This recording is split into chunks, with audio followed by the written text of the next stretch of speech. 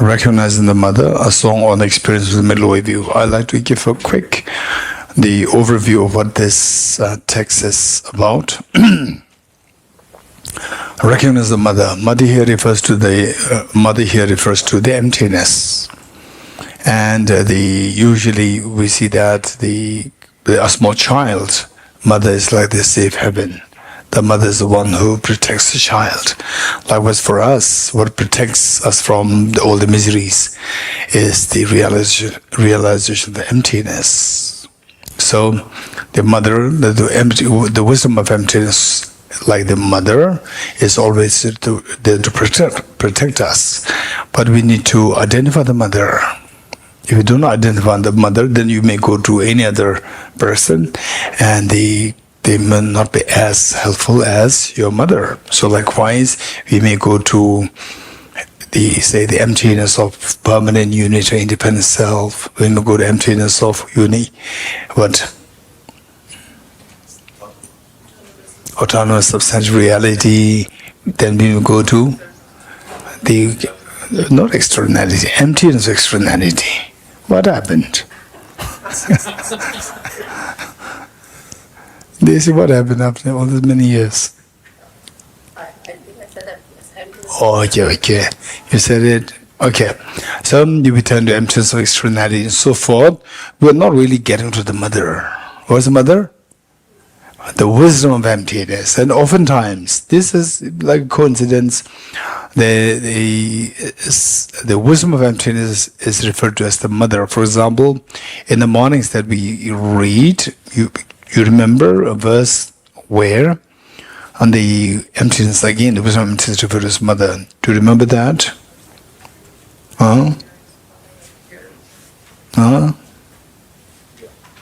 Okay, if you can turn to page 6, the last verse.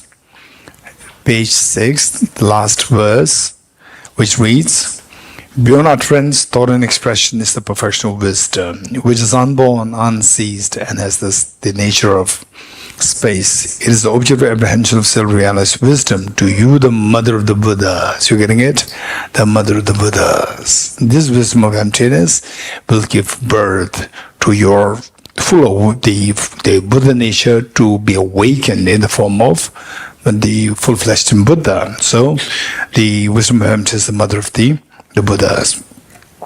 Oftentimes, wisdom of emptiness is referred to as the mother. And here, the author, the Venerable Dorji, who was a brilliant scholar and an incredibly enlightened master, and he composed this in China, not in Tibet.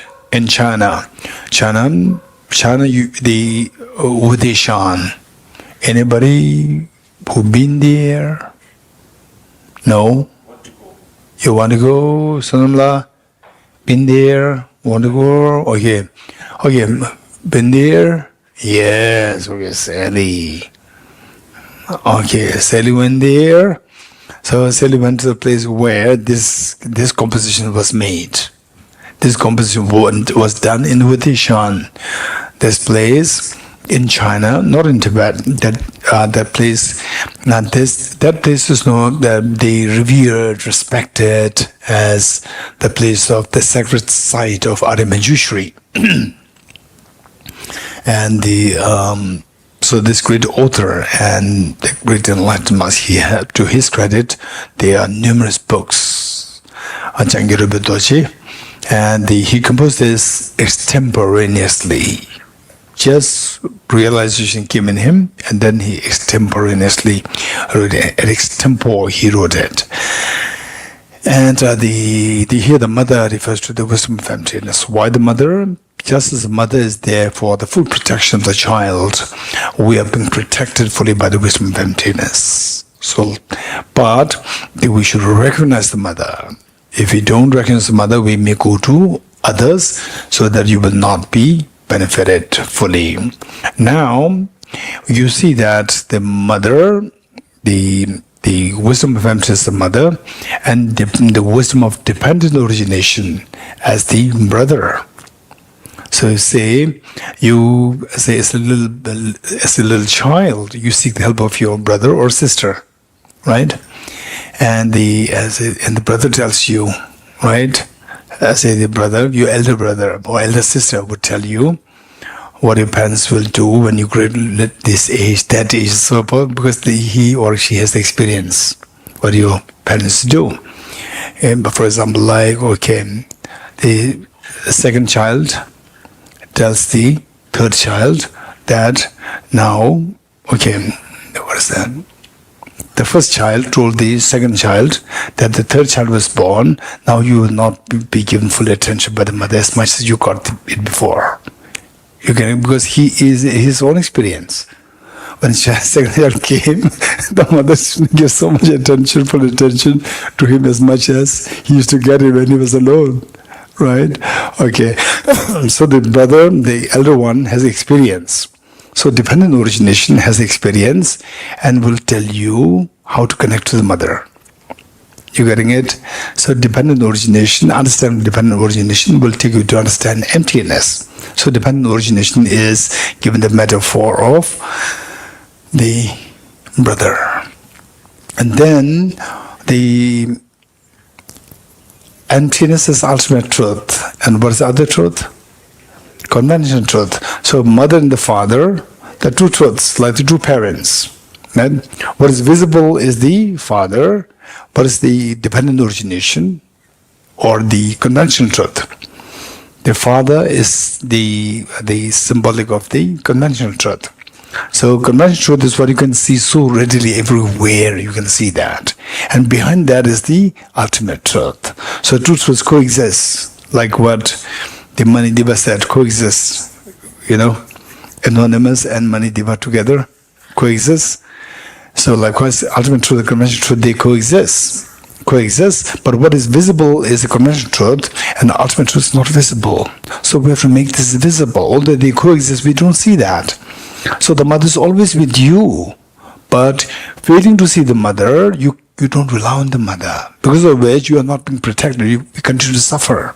It is like a child that is separate from the mother. So when a child is separate from the mother, it's like, you know, of course, the mother, father, but when the child is separate from the parents, then no matter how somebody is so compassionate, loving, generally speaking, the child really does not really feel that. This is something, okay, I know he'll go where?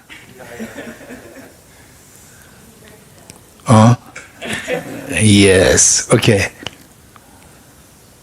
No. Yes, this is where he's going. Yes.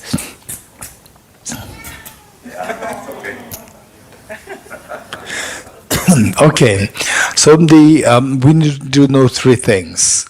Mother referring to the wisdom of emptiness.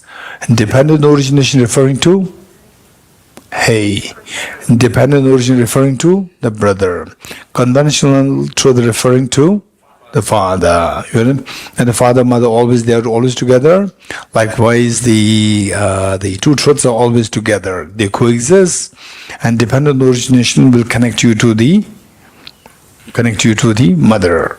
Okay, we'll introduce what the mother is like. Okay, with this awareness, let's slowly read this. Now it'll make some sense to us. Okay, meanwhile, I also like to qualify this with you here. You do find the mention that this author is a brilliant scholar, a great enlightened master. So down the line, particularly closer to his end, we see that he rejects many of the traditions. It's not the traditions that he was rejecting. He was rejecting the misconceptions related to the traditions. You're getting it? Not the traditions. People may misconceive that, or people may misunderstand that. Oh, he's rejecting all the other traditions like Sakya, Kakyu, Nyingma, Gilog. No, he's not rejecting any tradition. What's he rejecting is that misconceptions created by some of the people following the tradition, including, he's from Gelug tradition, including the Gelug scholars. He put all these where mistakes can go wrong. He identified them. Finally, it doesn't matter. We don't really have to worry about it. We don't really think about the isms. Our job is that your misery should stop. Your happiness should grow. And see how to, with open mind, you spread this message of compassion on the basis of understanding of the emptiness, dependent origination to other beings. That's it. That's our job. Nothing to do with Sakya, Kagyu, Nyingma, Gelu, Theravada, Chinese, Tibetan, nothing. Just keep it. I personally, where was that? I now tend to my memory simply fades away. Recently, somewhere during a meeting, not really, what is that? Like a big, like festival, something. And I was there, and the one person who seemed to have little familiarity with the various Tibetan traditions, but not really fully, just the impression that I got is that he did not have any clue about the what is contents of the different traditions of Tibetan Buddhism, but he only knows the divisions, right? So he said, then he saw me and he said that, which tradition you belong? I said, I'm a Buddhist. And he said, I know you're a Buddhist. Which tradition you belong? I said, I'm following tradition Buddha. And he said, no, I know. No, that's a different again. It's a recent incident. The Ramsal incident was, I think, about 14 years ago. And then there was one elderly gentleman who knows about all these complexities. From behind, he said that he was smiling at me. He said, you gave the correct answer. He understood what I was saying. And then this gentleman, I could see that he was trying to just the word posit himself, or the pose himself as somebody learned about all these traditions. And I said, I know you're Gelug Sakya. I said, I don't know, I follow Buddha. And then the other person, he knows that, what I'm saying. So he said that you get the correct answer. The other person behind me, he knows that I'm deliberately trying to stay away from the sectarianism. These are all sectarianism. These are poisons. First, know the concept well. If at all you want to qualify yourself as this ism, that ism, this sect, that sect, then the best thing is know the concept well. What the Buddha taught. First, know what the Buddha taught well. First, know what is your limitation, self-grasping ignorance. First, know how to get rid of this. First, know how to embrace all of the beings, not to divide, but to bring together. Learn this. If you become expert in this, then you can talk about which tradition, that tradition, whatever, if you like, you can, but you will never do that once you reach that level. Okay, so we do see that at the end, the author is, identifying some of the misconceptions related to different traditions, including the Nalanda traditions. He's from the Nalanda tradition, including the Nalanda traditions like Bhashika, Sautrantika, Chittamatra, Madhyamika, all he identified. And then from there, if you hold a particular tradition and if you misconceive the thoughts, then that needs to be fixed. He is very vocal in that regard, and keep in mind, this is not to reject any specific tradition. It is not to attack or reject any tradition. It's just to fix any misconceptions if anybody is creating related to the teaching of Buddha from any tradition. Okay, with this in mind, let's read this together. Recognize the Mother, a song on the experience of the middle way view. Venerable Dorji. Emaho. Okay, let's read this together. Okay, light. We can put on the light now.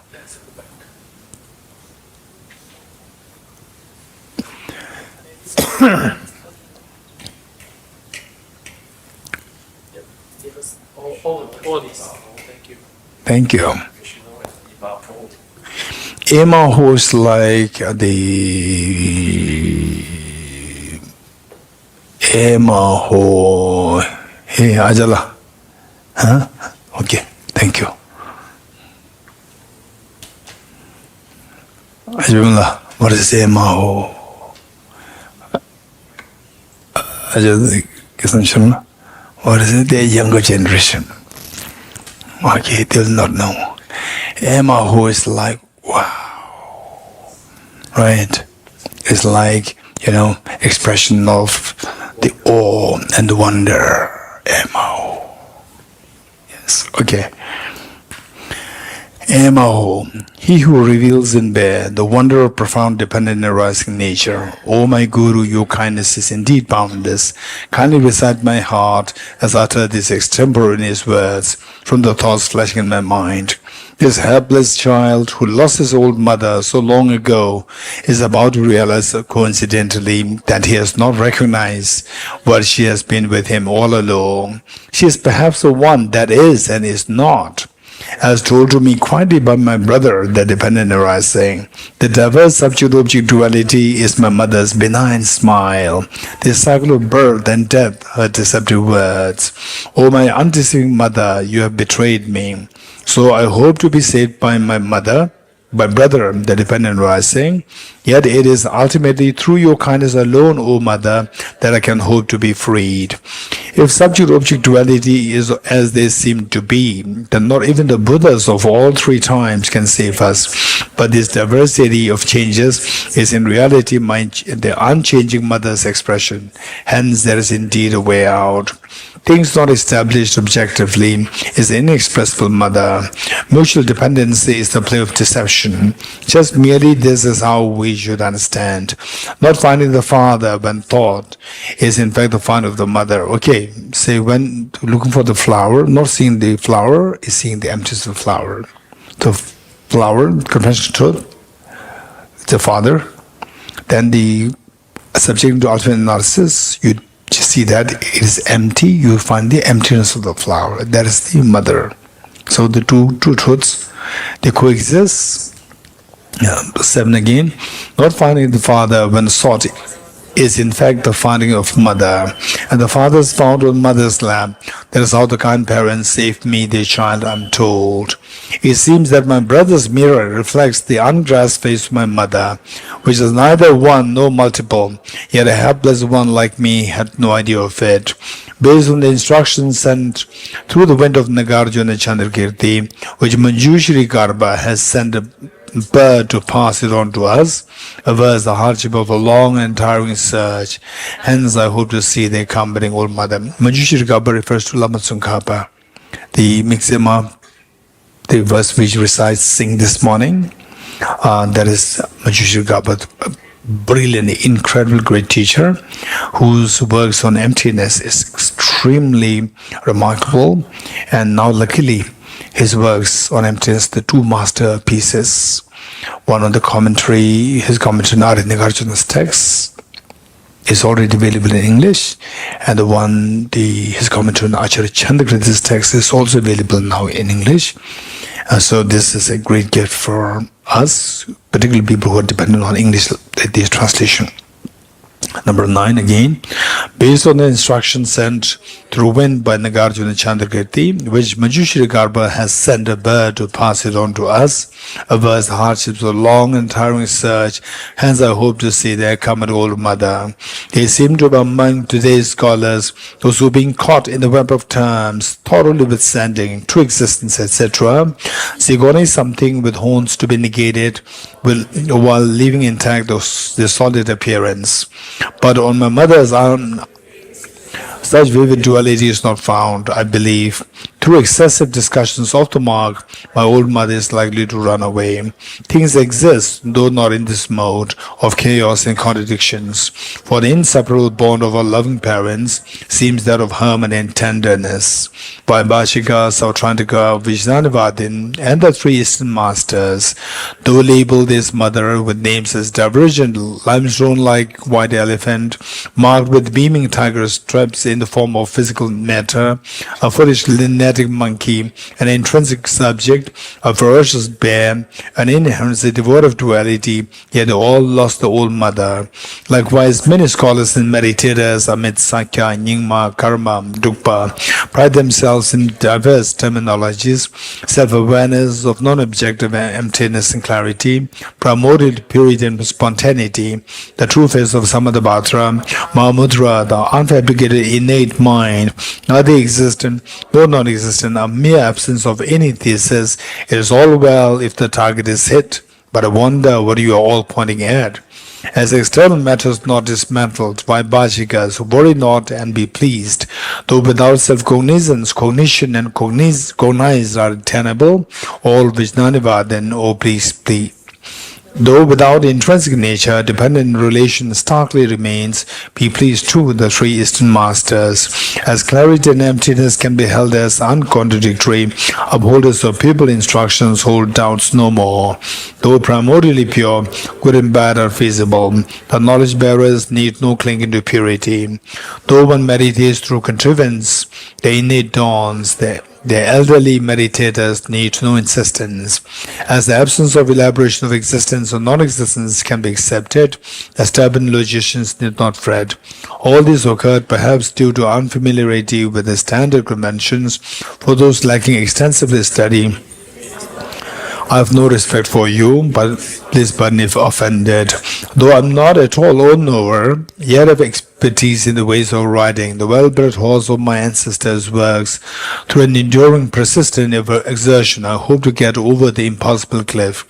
No search is required for the seeker it is, no grasp should not be dispelled, for it is real.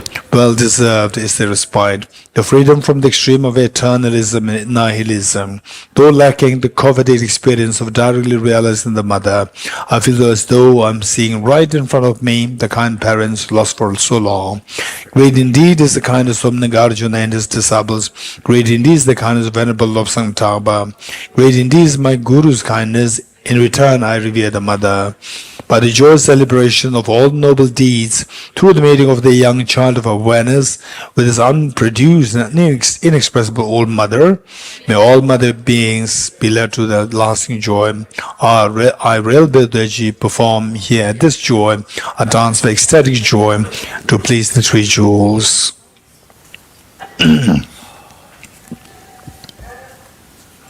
Okay. Now, we have few questions left. That is done.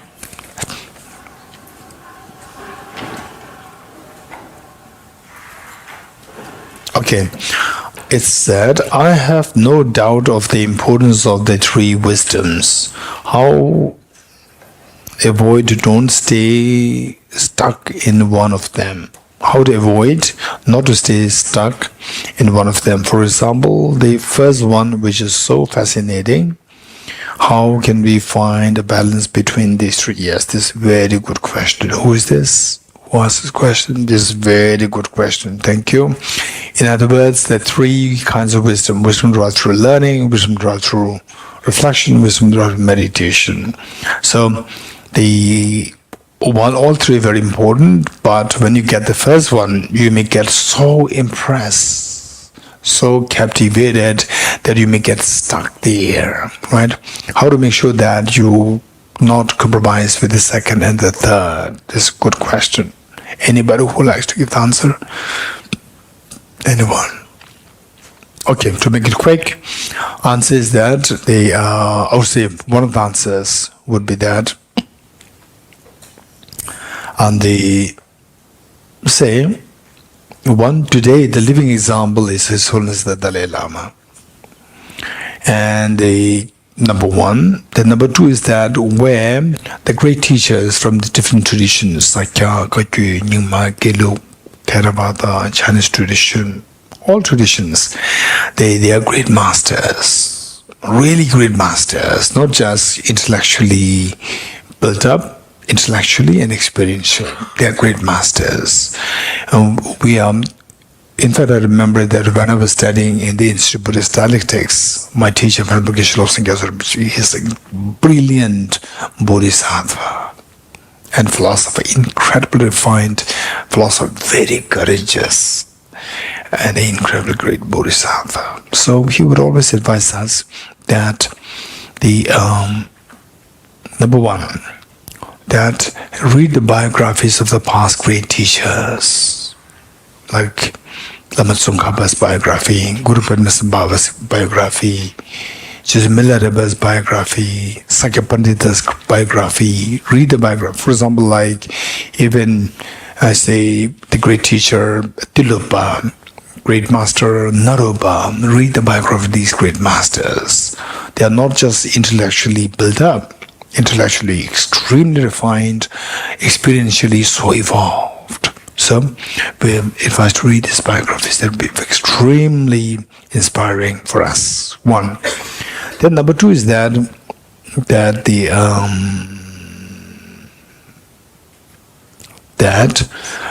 when I from Institute Buddhist Dialectics, I moved to Damdul Monastery, where the rigor of the studies is so intense. My teacher sent me the message in those days and the handwritten letters. He said that don't be trapped by just by the intellectual stimulation. This is his advice. Always also practice. This is the advice that he gave me in the written. Okay, so this is how to maintain the balance. Good. This is a beautiful handwriting. Okay, now I think the last one. Is there any question left? No question left, right? The question submitted, all answered. Okay, now the last question from the Manideepa. The questions are very good. Questions from Mani, I read all, very good. I thought it was anonymous. The first one says, how can they be compassionate without pain? This is a good question. Okay, this is all number one. What are we doing? Just be intellectual. When will they become experiential? First, we have to build the intellectual complete. Then whatever you are intellectually learning, just subject to the analysis to make sure that it makes sense to us. What it makes sense to you, then practice it. Then you'll see the taste. First, gather the ingredients. Then cook, then create a delicious meal. Don't just keep it the delicious meal. Eat it. Right? Eat it and then you'll feel the taste. Manidip, did you try momos? Veg momos? Good. How are they? Good. Good. So you have to eat it. You're getting it? And then you will feel that this is the wisdom of emptiness, put in practice. Then what happens is that wisdom of emptiness, this is like the ice, they say the wisdom of emptiness is the one which melts the iceberg. The global warming melts the iceberg. Iceberg in the Arctic Circle for the last 4 billion years. 4.6 billion years. Arctic Circle, I would say maybe 4 billion years, most like 4 billion years. 4.6 billion years, it was still very hot. Planet Earth was very hot 4.6 billion years ago. 4 billion years is cooled down, the water already came on the Earth, 4 billion years. Then unicellular organism came into existence. Then the cooling started. Cooling already started, and then the top, because of the sun rays is less intense, then the ice started to be formed on the water. So the iceberg on the Arctic Circle, we can roughly say they are as old as like 4 billion years. So all these many years, it remains so strong. And if somebody were to build house on this, it can be very steady. But after 4 billion years, global warming, then iceberg starts to melt. When the iceberg melts, whatever you stacked on this before, which otherwise was so stable, they all crumble down. You're getting it? So they say self-grasping ignorance is like the iceberg for all these millions and trillions of lifetimes that we went through. They've been so strong, so hard. Now the global warming of the wisdom of emptiness comes. Then the iceberg starts to melt. Then the pain, anger, then the jealousy. What's the jealousy like? The pain, this pain with jealousy, corrosive feeling, extremely heavy, undesirable, unpleasant feeling is there. Likewise, sadness, unpleasant feeling. All these unpleasant feelings, pains, they're built upon this. When the iceberg melts, all whatever's built upon this all crumble down. The pain goes away. That is the power of the wisdom of emptiness, because all the pains should have the self-grasping ignorance as the ground. Right? Pains, particularly the mental pains. Some people have the physical pain, but when not translated into the mental pain, person can tolerate it. It's just easy. When it is translated into the mental pain, then when the mind says no, then the mind becomes agitated. Okay, so the mental pain, get rid of by the wisdom of emptiness. And with the wisdom of emptiness, not only with mental pain, all that is stacked on this, like anger, ego, they all subside. Anger, ego, what is their job? To push others away from you. So pushing others away from you, stop. Then it leaves room for you to embrace others. Compassion builds up. Pain subsides. This is how it happens. So for this, these are intellectual explanations. You have to taste it yourself. Good. Second question. How can one validly know that a memory is from a previous life? Okay, this is a very long journey.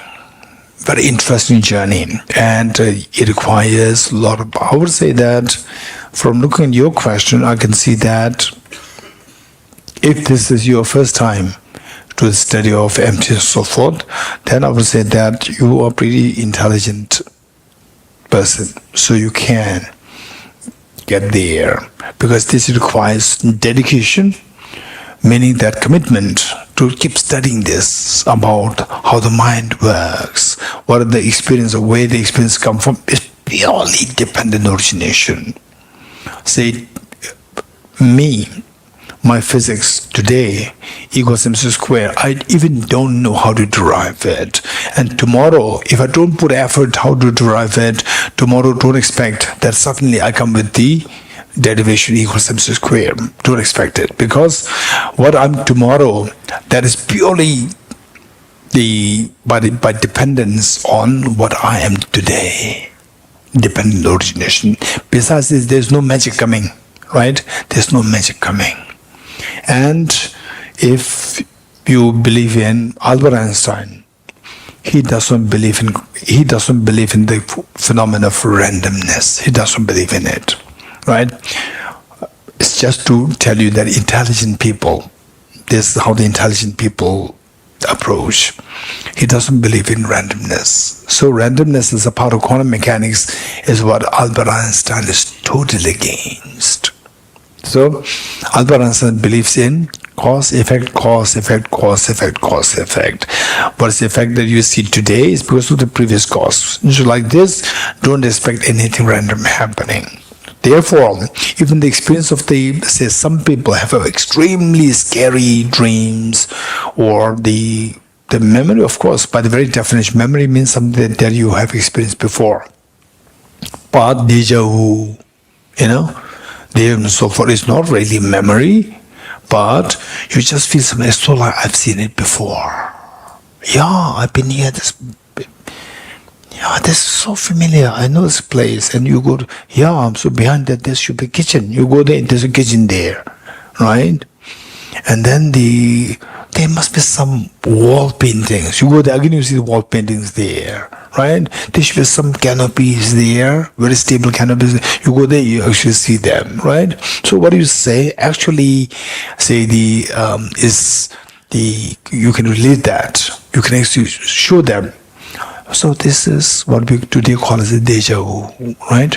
So are they memories? In strict sense, yes. In the loose sense, no. These are deja vus. These are not the memories. So how do they happen? They're also because of cause and effect. Cause and effect. There's nothing like, just I don't know the quantum mechanics. I don't know how to drive vehicles. Suddenly I know how to drive vehicles. No. The moment I see that, for example, like say the Desi with these prayers which we do, and she puts her hand, eyes are closed, and saying the prayers by heart. What we did in the morning, she was doing everything by heart. How come she knows all these things? She just came suddenly in between, right?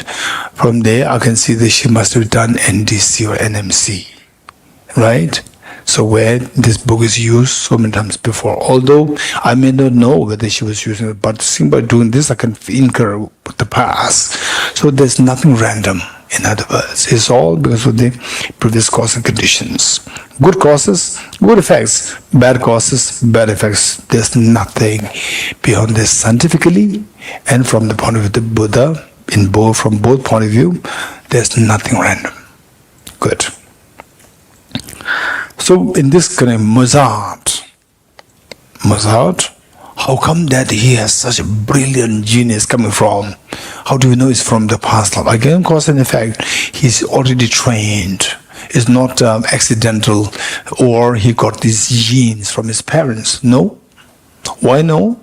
His parents did not know this composition, music composition. If you go back 0.3 million years, we can track back the Homo sapien. 0.3 million years ago, there's no concept of music 100%. You getting it? The early men, no concept of music, no concept of Mozart music, right? So if you track back, we'll never see any genes within the line of the family tree of Mozart, which actually gave him this gene, which is amazingly a great composer genes. You don't find that. So these all, then what is the cause? It cannot be random. What's the cause? This is where then the only explanation is the mind, not the bodily inheritance, not the genetic inheritance, mental inheritance, not from the parents, from oneself. The previous, that is known as a previous life. This is how it works. Okay, good. The next, what is the nature of memory? It's all about the memories, I don't know. What's the nature? Third question, what's the memory? How anything that I yet to happen already happened is possible to be without memory? Of course, we can be without memory also. Dementia. You want to experiment? Go for dementia. Right? And what is that other one? Dementia and Alzheimer, right? Alzheimer, then you not even know I'm dear Park, right? So you lose your memory. That's it. Memory is so precious. The facility in us, memory is so precious facility. This will help us to grow. If we don't have the memories, we will not grow. If we don't grow, all efforts are like repeated, start from scratch all the time. We'll never grow, we'll never build up without memory. Memory is extremely precious quality of the human beings. Okay. There are many more questions. Okay, 4 questions, yes.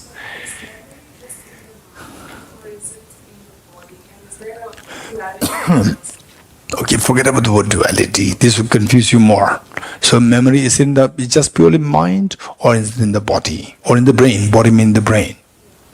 Okay. No, in the body, moment doesn't make any sense. If you talk about the memory in terms of the body in general, then it doesn't make any sense.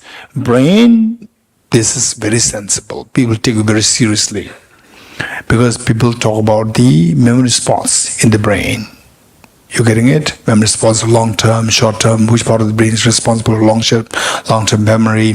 Which part of the brain is responsible for short-term memory?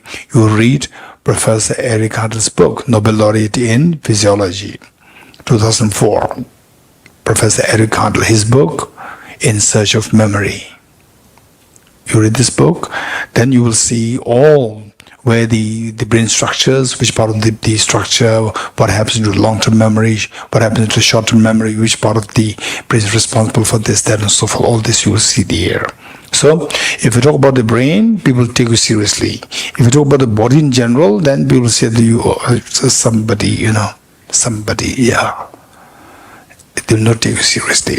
So, the brain or the mind, this question. So this is the same. Brain plays a very important role. Brain per se is not memory. Brain per se is not a memory.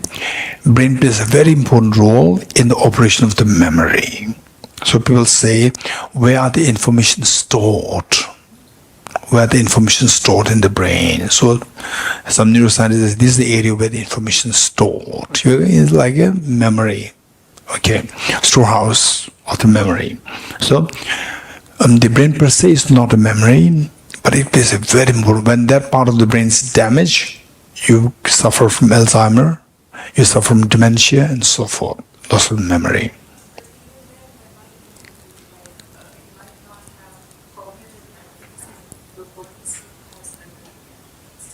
Like what?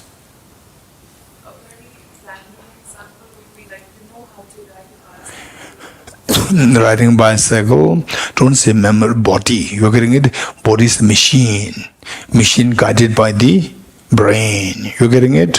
When the brain is totally damaged, your body will not you ride a bicycle. You're getting it? So it's not the memory of the body, it's a memory of the brain. The brain instructs the body muscles to move like this. So the memory is with the, if at all, the memory of the body is with the brain, specifically with the brain, not with the body in general. We should be more specific.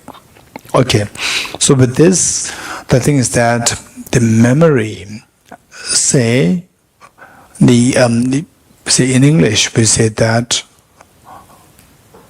do you remember what we did yesterday? Then you think, yeah, I remember, right? I remember. Whereas when you are fully engaged with something else, do you recall what was yesterday? No, I don't recall anything, right? So there, the brain part where the memory is stored, information is stored, it's still there. But in a conventional sense, we say that, no, I'm not recalling anything at the moment. If you want me to think about it, let me get a little free time. Then I'll think about it, see if I can recall it or not. You're getting it? So there, these are the machines for the memory to be activated. But the machines per se are not memories. The brain per se is not the memory. It is the machine to activate the mental part, which we call as the memories, that's being activated. Okay. And is it possible to be without memory? Then how exactly does emptiness follow from impermanence? Okay, this I vaguely discussed, but you have to study more. If you're very serious about it, this is a very good question. Acharya Dharmakirti in his text said that through impermanence one is taken to suffering, with which will take you to the emptiness or selflessness. So this is the sequence led, and then the Arya Nagarjuna very clearly explained that by seeing dependent origination, then we see the impermanence. But the impermanence, we see the no composite phenomena actually remain static, which is constantly in constant flux of movement. Flux of movement means changing from one moment to the next moment. What the next moment is determined, what determines the next moment is by the previous moment. So we see that they are all network of dependent origination operating. From this we see that then there's no, okay, let's say that I'll tell you, right, how the understand dependent origination will make you understand emptiness. I'll tell you. Once I was in Nigeria. I'm not just going, it was reality. I was in Nigeria as a part of His Holiness's entourage. And my job was to take care of all the passports of His Holiness's entourage. Right? Okay. So His Holiness lands, and then we got to the launch, and the officer with all these stars, all these stars, they came, were saluted, and said, who is the caretaker of all the passports, right? And then said that he's the one, pointed to me, right? And he said, please come, right? He said, with all these very, very, very, very high official, policemen, whatever, I don't know, right? Protocol officer. Then he said his owners were escorted to any direction, and me escorted by him to a different place. And then he was on the phone. Calling. And then on the phone I could hear that he was communicating with somebody, and that person showed up, right? And he said, hey, this is Geshe Dorji Damdul is a VVVIP, right? IP, you should take care of him, right? His father, everything you can take care of him, right? And yes, sir, right? And then the first person disappeared. And second person with the first one may have 8 stars, second one with the 4 stars. Then he said, yes, please come, right? Please come. Then I was going with him. Then he was again on the phone. And he was talking to somebody. And then again, another person came, right? Yes, sir. Right? And he said, hey, this is VVVVIP, right? You have to take care of him. Right? Take care of him, the passport, all this is take care of him. Yes, sir. And the second person disappeared. And the third person was with me. And then again he was on phone. Then again somebody came without stars came, right? And I said, yes, sir, right? He's VVVVIP, right? You take care of him. Then yes, sir. Then the third, 4-star, 2-star, he disappeared.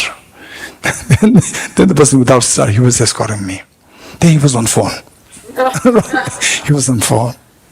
And then one day, say a coolie, a porter came. Hey, very bullish, right? Hey, take care of him. He's VVVVIP. Take care of him, right? And then that person also disappeared. Then the poor porter was with me. And poor porter said, sir, I have to go a little bit away. Right? I have to go for loo or whatever. For restroom or whatever. He disappeared. Everything's empty. Alright? So I cannot blame anybody. Because the first person gave the responsibility to the second person. Right? So it's the job of the second person. Second person gives the responsibility, third, fourth, fifth, last porter. And poor porter, he doesn't get anything extra. He doesn't even get a single penny extra by doing this work. So why should you do it? He disappeared. Nobody is, so therefore finally nothing is there. I have to do everything myself.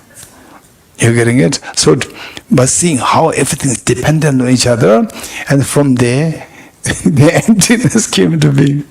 You're getting it? It's all empty. Okay. Next, does emptiness of mind imply equal to emptiness of time? Okay, these are all very good questions. I really appreciate it. These are only indications that the questions are so pure. Only things that you need to study more. So what we said is that, say, all composite phenomena exist in time. So all composite phenomena, all impermanent phenomena have the element of time, temporal segments. But all, physical, mental, both. And the physical has an extra dimension. That is, not only the temporal parts, they have the directional parts. All composite phenomena, not only mind is temporal parts, but no directional parts. But the physical, the body or the physical form has temporal as well as directional parts. So the temporal parts and the time and the mind, these are not synonymous. Does emptiness of mind imply or equal to the emptiness of time? No, because emptiness of time is applicable to the form also, not only to the mind. Next, how does one overcome loneliness or to realize the emptiness of it? Okay. So we see that the loneliness can be can come to exist. It has multiple shades with loneliness. Some loneliness Of course, in the pain, if any pain you feel, is because of the karma. But the karma doesn't mean that now I cannot do anything. Karma, there are two kinds: definite karma and uncertain karma. Very powerful karma and less powerful karma. Very powerful karma, we cannot do as much. For example, say, some people, they just like fall from this 1 feet height from their fall, and then you die. Some people, they fall from 4 floors, still don't die. We never know. You're getting it? So, with a definite karma, when somebody encounters even the richest of the person who has the greatest of the medical facilities, just go to hospital, on the way, passed away. These things happen. So these are the meeting with the fruitioning of the definite karma. With the uncertain karma, we can manage, we can control. Uncertain karma, weaker. Uncertain karma means karma which are weaker. For example, one example that I give is that, say, if there's the regular express train, proper very heavy train, regular train, passenger train, and if there's one person there who cannot move, lying on the track, and you are, say, like, they say 500 meters away from the train, and the train is only 10 meters from the person. Okay, let's say 500 meters from the person, and you cannot run to that. Train is faster than you. And you even if you hold the train will drag you, right? So you can't do anything. This is the example of the effect of the definite karma. Now another one is a toy train. So what is that place known as Disneyland, where the toy trains are?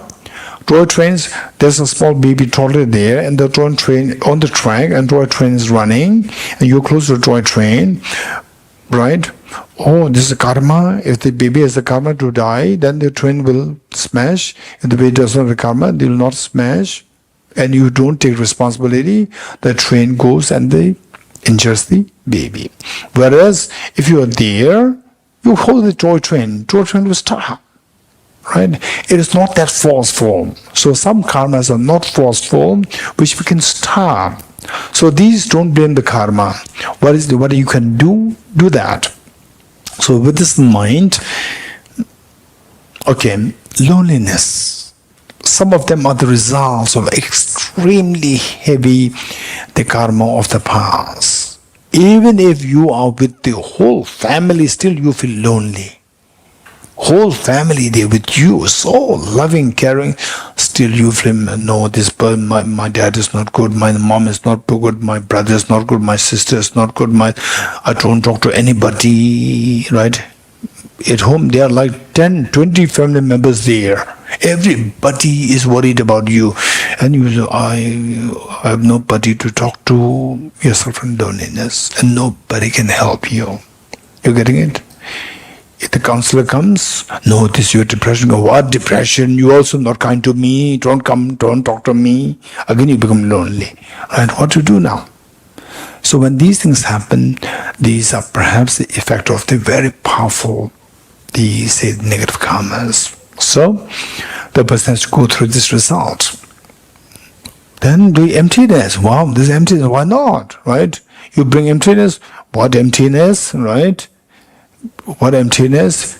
You are trying to deceive me. You are trying to fool me. Right? Get out.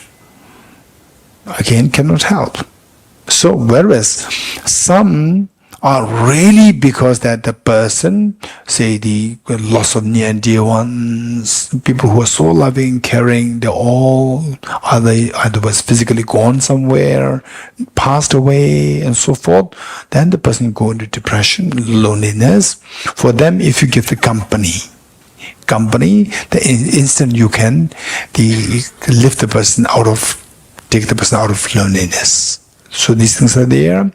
And then if you are really learned, if you're really exposed to emptiness, and you have quite a good degree of the emptiness, and that to the loneliness, not because of the depression and so forth, not because of the definite heavy negative karma, then with this, you have no room, you have no time for loneliness. You are very busy with the emptiness, full of joy.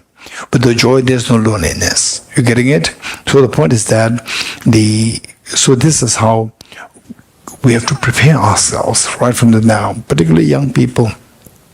Young people, study emptiness as much as you can, and that to study systematically, right? Study systematically. Okay. So one time, quite recently, I met a gentleman, and he said that I'm going to America. I said, well, what for?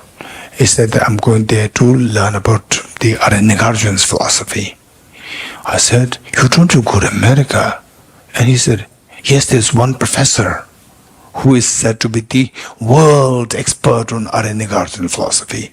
He's the only person in the Arya Nagarjuna philosophy. He's the one, a Western professor. And I said, no, that's not true. If you really want to study emptiness, Arya Nagarjuna philosophy, go to the big monastic universities in South India. You don't go to America. The real giants are there. And he said, no, I Google search and nobody of these teachers, they come. This professor came, and so like he's the final authority on Arya Nagarjuna, right?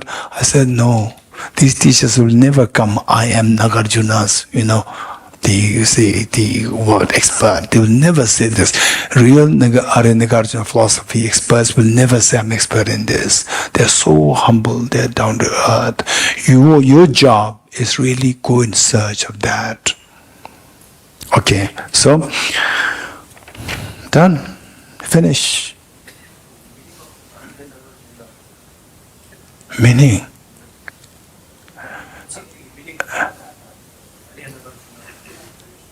Okay, next don't ask me what use Arya Nagarjuna, what he used to eat. Don't ask me this question, right?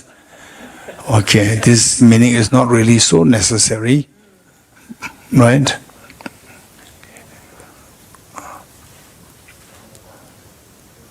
Are you sure?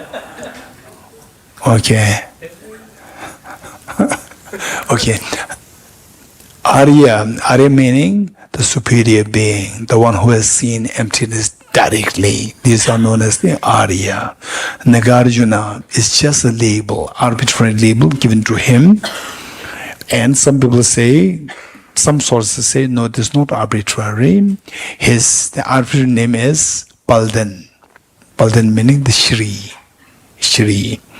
And his arbitrary, for example, my name is Dorji. Dorji means the diamond or indestructible. No, I'm not indestructible. I'm so fragile, right? When I was 7 years old, my hands are so cute. Now, no more cute. It's not indestructible. It's just an arbitrary name, right? So, Nagarjuna is like the Naga. Naga means there is one set of the beings who are particularly wealthy, but they're not human beings. They're not human beings. They are known for their wealth, and also they are as intelligent as human beings. They're not the category of the human beings, but the intelligence is as good as the human beings. So there's one set of sentient beings referred to as the Nagas.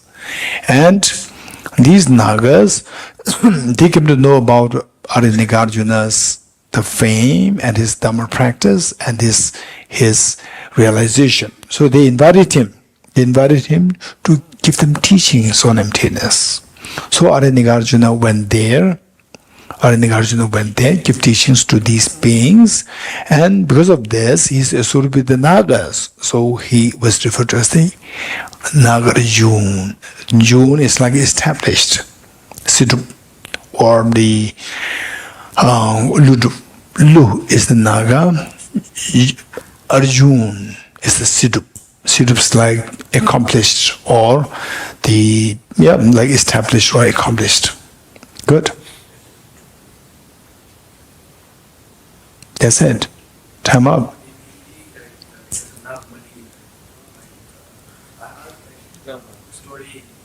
Okay, don't bring all the stories, right?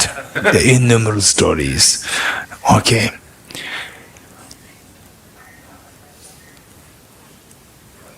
Five levels of emptiness. Okay. How many you are interested? Really interested in this? How many are really interested in this? Really. I mean, 3 times I said really interested. 3 times. Right? Which means that you are ready to do anything I say. Ready?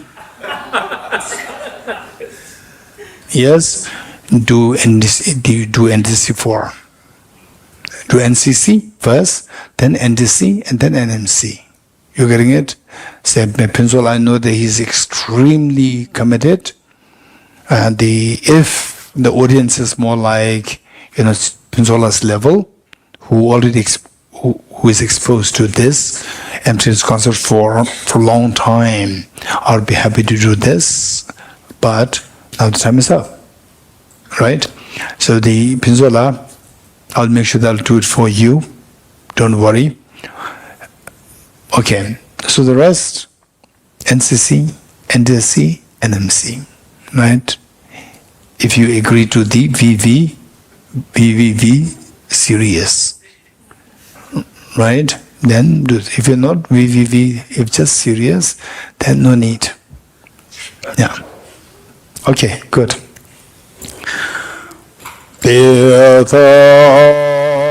Om gate paragate parasam gate bodhi svatyata Om gate paragate parasam gate bodhi svatyata Om gate paragate parasam gate bodhi svatyata